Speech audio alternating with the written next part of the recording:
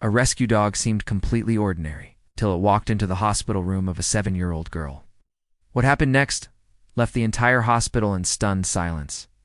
Max had been quiet since the day he arrived at Sunnydale Animal Shelter, nestled in the suburbs of Chicago. He wasn't aggressive, nor withdrawn in the way traumatized animals sometimes are. He was simply ... calm, observant, a golden retriever mix with soft cream fur and deep brown eyes that seemed to notice everything. The staff called him Max. He had been discovered 2 months earlier, huddled beneath an overturned dumpster during a severe thunderstorm that flooded parts of the city. Rescuers found him drenched, shivering, but otherwise unharmed.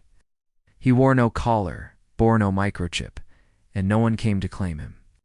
Max's temperament was gentle. He greeted volunteers politely, accepted food, enjoyed being brushed, but he never bounded with the uncontainable energy many shelter dogs showed. "He's a good boy," staff often remarked, just ... quiet. When Sunnydale partnered with Mercy Children's Hospital to launch a therapy dog program, Max was among the first to be chosen.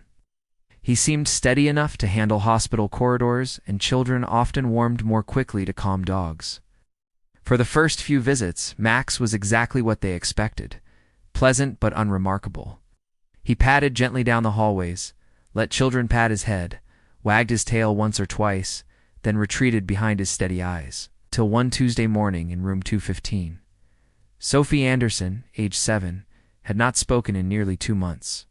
A house fire had taken her younger brother, left her with severe burns on her arms, and buried her in grief so heavy that she retreated into silence. She wouldn't answer doctors' questions. She wouldn't play with toys. Even her father, Michael, who sat faithfully at her bedside each day, couldn't coax a word or even a smile. The nurses whispered sadly when they passed her room. "Poor child.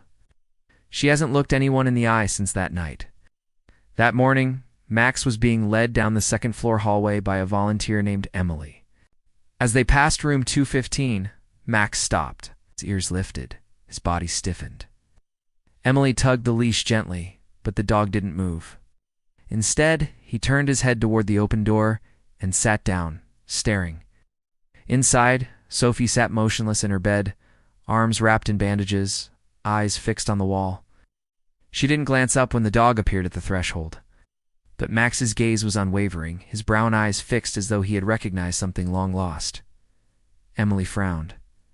"That's strange. He never does this." Michael looked up from his laptop. Do you... Do you think he could come in?" The nurse hesitated, then nodded. "It's worth a try." Max walked into the room without hurry, without tail-wagging exuberance. He approached the bedside and placed his head gently on the edge of the mattress. For a long moment, nothing happened. Sophie sat frozen, eyes downcast.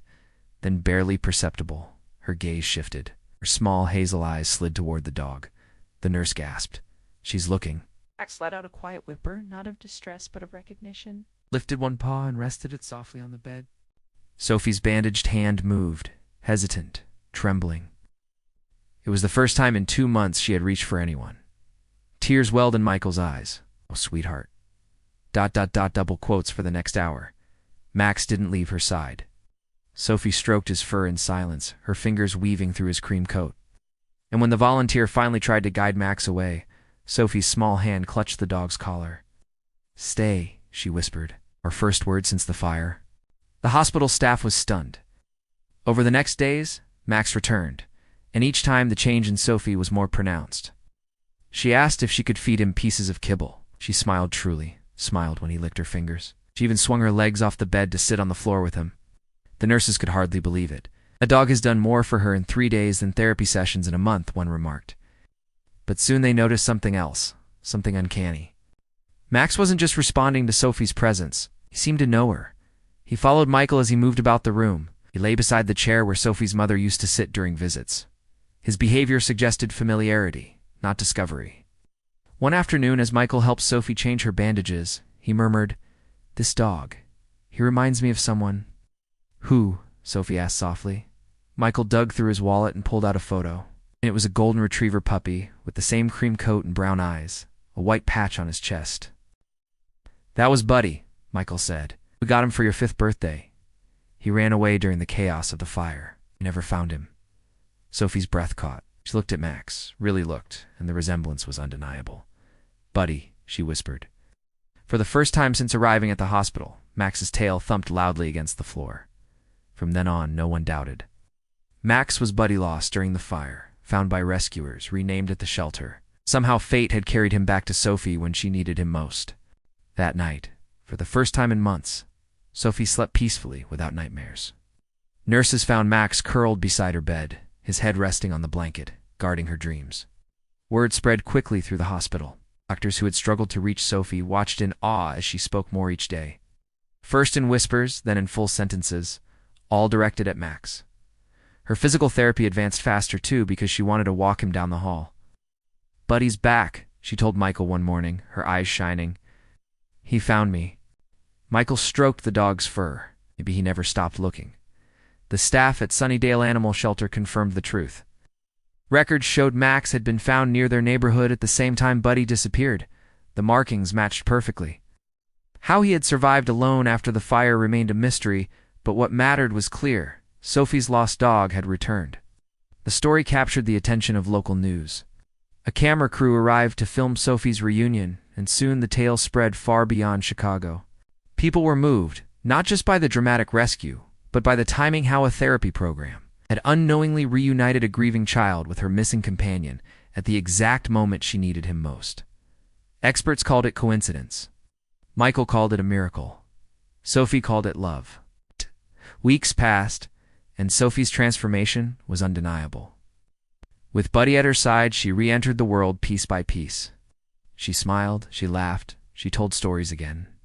Her therapists marveled at her progress, noting that her motivation to recover came not from clinical exercises, but from the simple desire to walk Buddy outside, to brush his fur, to whisper secrets into his ears. Buddy never left her side.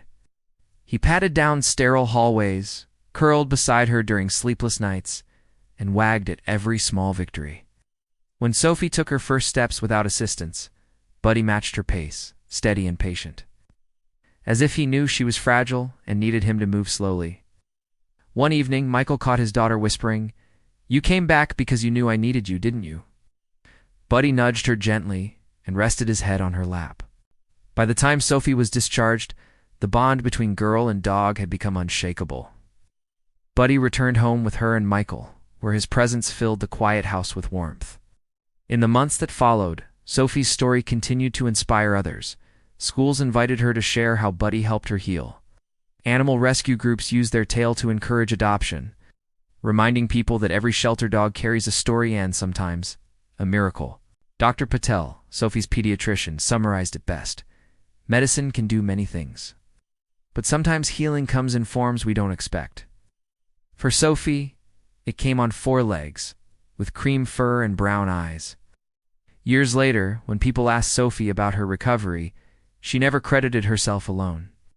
She always spoke of Buddy the dog who vanished in a fire, survived against the odds, and returned when she was broken. "He didn't just save me once," she would say. "He saves me every day." And those who listened often walked away believing that perhaps there are bonds that flames cannot sever, bonds that time cannot erase, bonds written not in chance, but in love. Because sometimes, when the world feels darkest, the light finds its way back in the shape of a dog who remembers. Thank you for watching the video. If you enjoyed it, please comment 1. And if you didn't, just hit like. See you in the next videos.